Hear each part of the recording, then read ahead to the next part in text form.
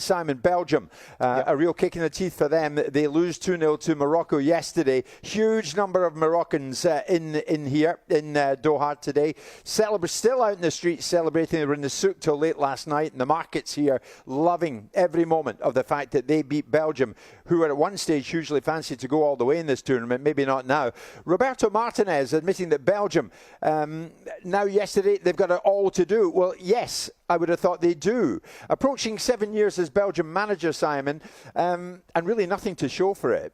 Where does he stand, do you think, if he's to make the decision to reroute himself and to go back into the domestic game after this? Well, he'd left the domestic game with a sort of, not so much a blot on his copy, but with people having a view on him that had changed as a result of his experiences at Everton.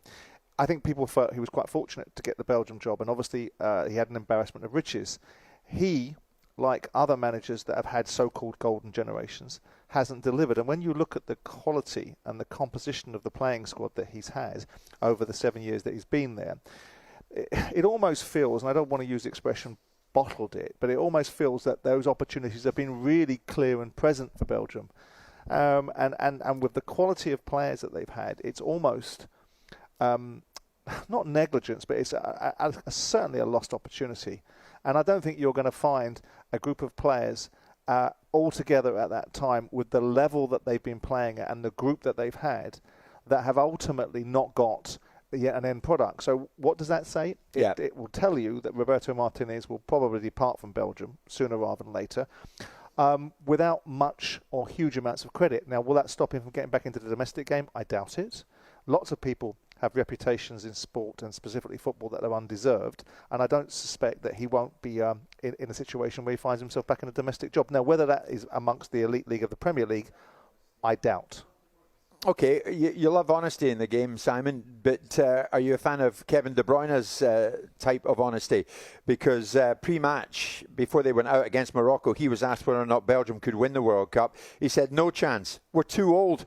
I think our chance was in 2018. We have a good team, but it's ageing. Look, I don't think the manager would have been particularly enamoured with those comments. And we live in an age, and you'll listen to managers talk about the ideals of being able to no longer enforce discipline over players, no longer be able to control what players do and don't say.